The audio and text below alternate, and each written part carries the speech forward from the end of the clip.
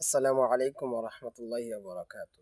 কাছে এবং দূরে যে যেখানে আছেন, আশা করি সকলেই ভালো আছেন, সুস্থ আছেন।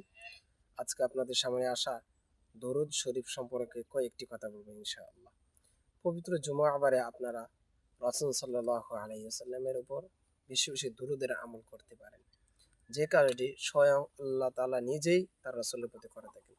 আল্লাহ তাআলা পবিত্র কোরআনুল কারিমে বলেন, ইন্নাল্লাহা ওয়া মালাইকাতাহু ইউসাল্লুনা আলান নবী ইয়া আইয়ুহাল্লাযীনা আমানু সাল্লু আলাইহি ওয়া সাল্লিমু তাসলিমা। হে ফেরেশতাগণ, তোমরা রাসূলের প্রতি দরুদ পাঠ করো, এবং আল্লাহ তাআলা নিজেই যে কাজটি করেন এবং ঈমানদারদেরকেও সে কাজটির প্রতি উদ্বুদ্ধ করেছেন আল্লাহ তাআলা। রাসূল সাল্লাল্লাহু আলাইহি ওয়াসাল্লাম একটি হাদিসের মধ্যে বলেন যে, মান সাল্লা আলাইহি ওয়াহিদান সাল্লাল্লাহু আলাইহি আশরা। যে ব্যক্তি রাসূলের প্রতি একবার দুরূদ শরীফ পড়বে, আল্লাহ তাআলা তাকে 10টি রহমত ও তার প্রতি নাজিল করেন।